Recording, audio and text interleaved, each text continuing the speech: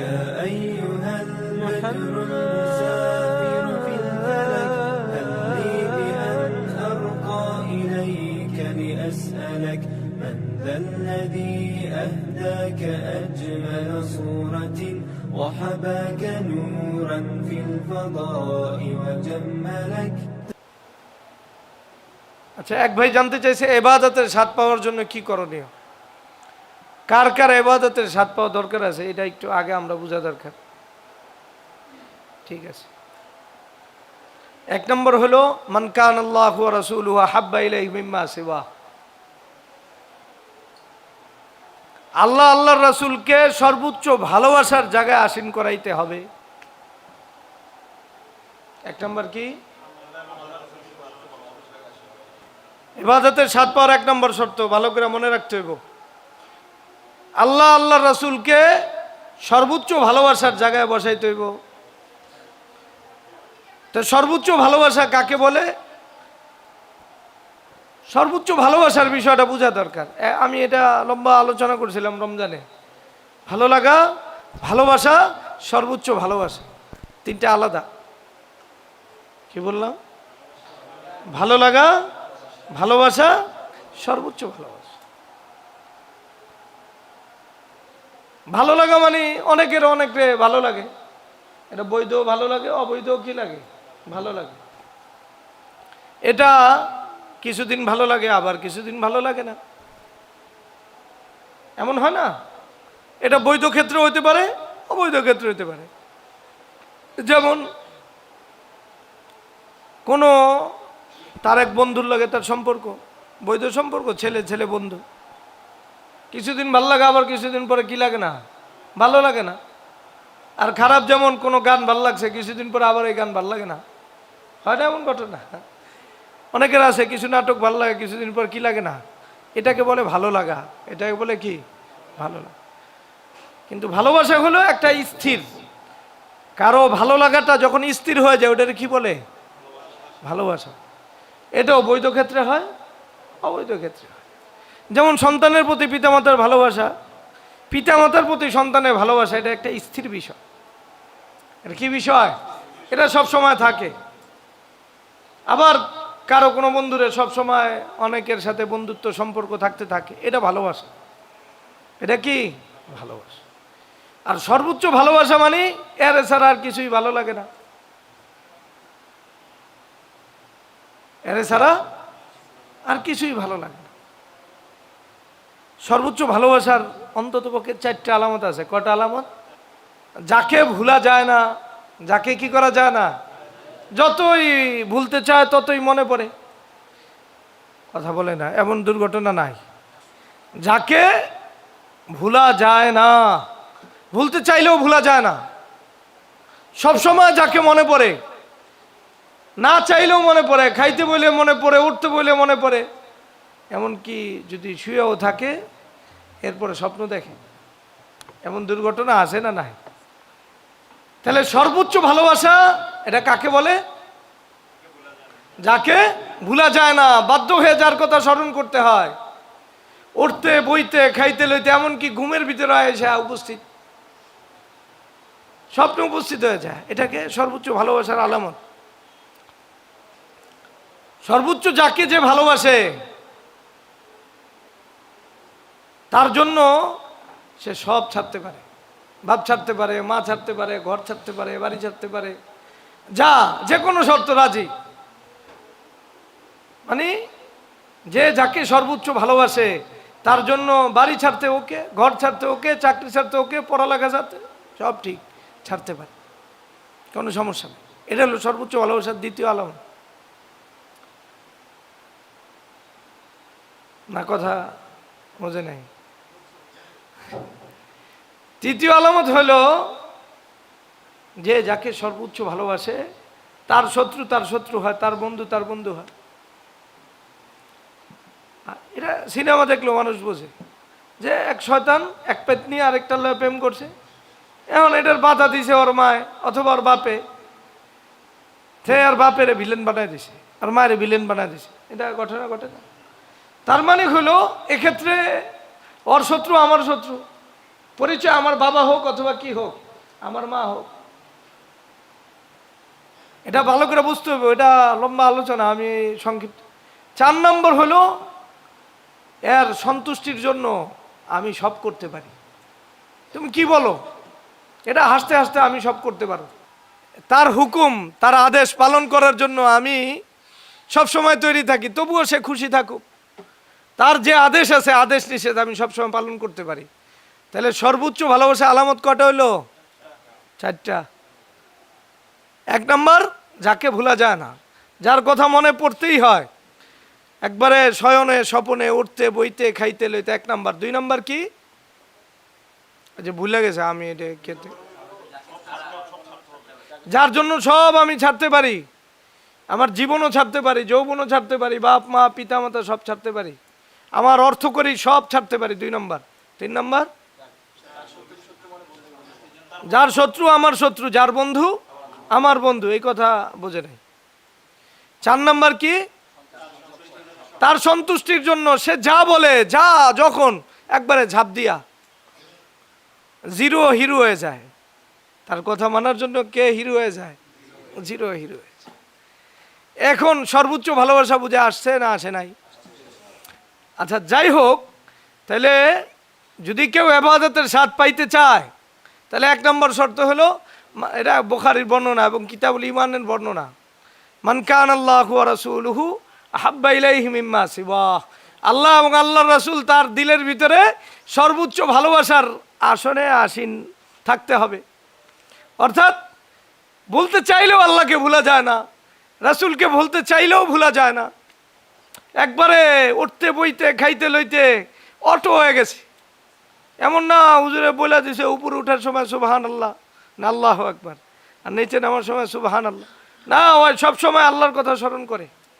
অবস্থা এমন তৈরি হয়ে গেছে, এটা পেতনির লেগে বোঝে, আল্লাহর জন্য বোঝে না, আল্লাহ রাসূলের জন্য বোঝে না, ওই পেতনির লেগে বোঝে, শয়তানের লেগে বোঝে। লা হাওলা ওয়ালা কুওয়াতা, হয় না এমন ঘটনা?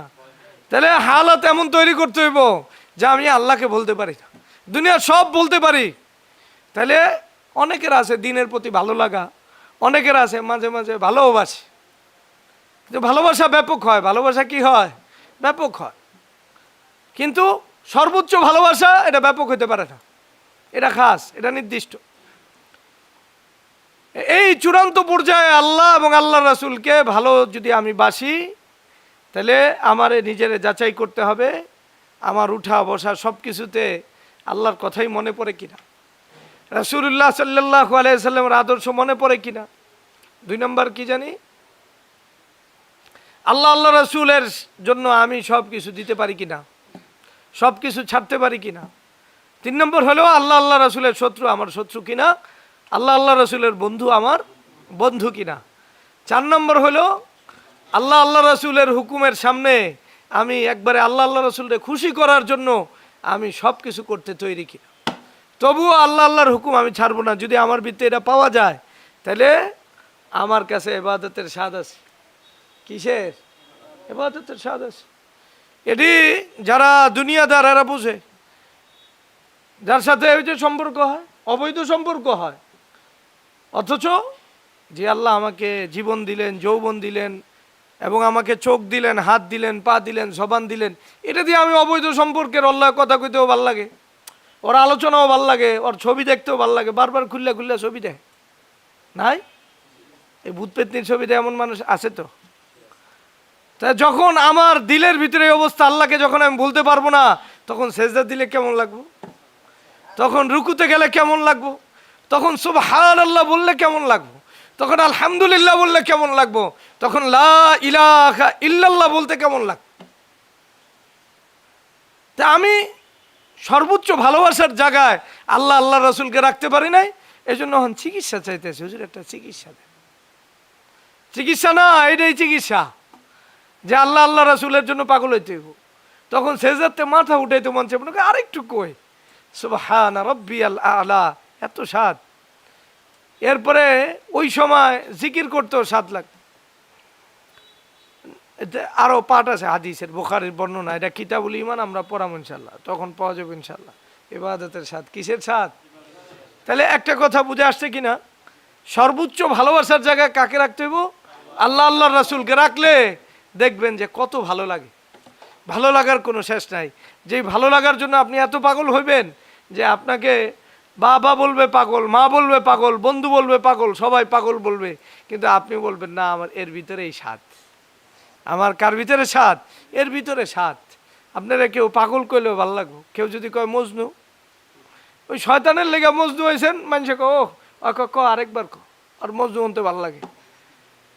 কিন্তু ওই সময় যখন বাবা কব এই কিরে এই বয়সে তুই দাড়ি রাখছস, আর ওর দাড়ির ভিতরে এত স্বাদ, এত মজা পাইতেছে, এটা আর বাপ মারে বুঝাইব কি করে? ওই দিলের ভিতরে তো দাড়ির স্বাদ ঢুকছে। এখন দাড়ি আছে অনেকের, কিন্তু দাড়ির স্বাদ নাই। কি নাই? স্বাদ নাই। এই জন্য শরম পায় দাড়ি রাখতে। কি পায়? শরম পায়। আর যদি এই দাড়ি রাসূলুল্লাহ সাল্লাল্লাহু আলাইহি সাল্লামকে সর্বোচ্চ ভালোবাসা রাখে, তো বারবার হাত দিব, ইস কি মিল আমার সাথে হুজুর সাল্লাল্লাহু আলাইহি সাল্লামের সাথে। ওর মজা, ওরে কেউ মানে ওর শরম লাগবো না? ওর দাড়ি সবার সামনে ওপেনই করব, প্রকাশ করব যে হ্যাঁ এটাই। আর এখন অনেকে দাড়ি রাখে, শরম পায়, কি করুন না করুন। অনেকে জামা কাপড় পরে, পাগড়িও পরে, আবার শরম পায়, কে দেখলো কি দেখ। হুজুর এইভাবে তো কষ্ট হয়ে যেতেছে আমার। কষ্ট হইব না? তুই এই তিতা খাইছিস কেন? এটারে মিঠা বানায় খা, ভালোবাসা দিয়া খা বেটা। তো এটা যদি তোর কাছে সবচেয়ে ভালোবাসার বস্তু হয়, সারা দুনিয়া কি কয় না কয়, তুই কিন্তু এমনই করবি। এটার ভিতরে ভালো লাগা তৈরি করতে হবে। আর যখন ভালো লাগা তৈরি হবো, তখন সবটিরে পাগল মনে হবে যে ওটি পাগল, ওটি কিচ্ছু বোঝে না। এটাই ঠিক আছে, এটাই ঠিক আছে।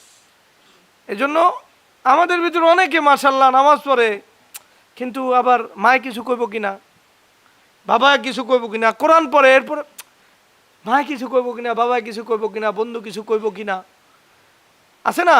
দিন শিখতে আসে আর শরম পায়। না না, তোমার ভিতরে ঝামেলা আছে, ঝামেলা আছে। তোমার তো এটাই টার্গেট বানায় করতে হবে, এটাই সর্বোচ্চ ভালো লাগা। এটা করলেই ভালো লাগবো।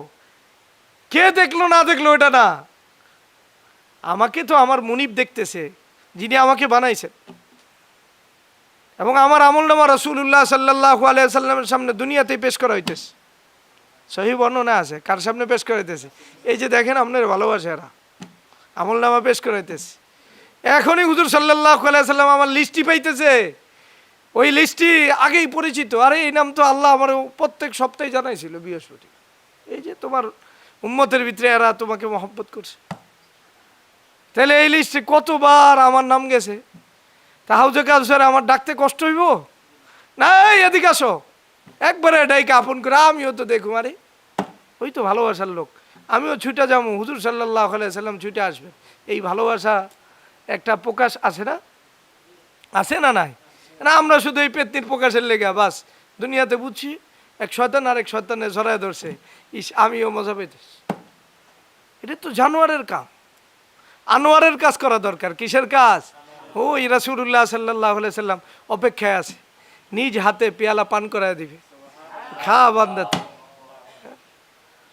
তো ওটার জন্য ভালোবাসা চাই। ওটার জন্য কি চাই?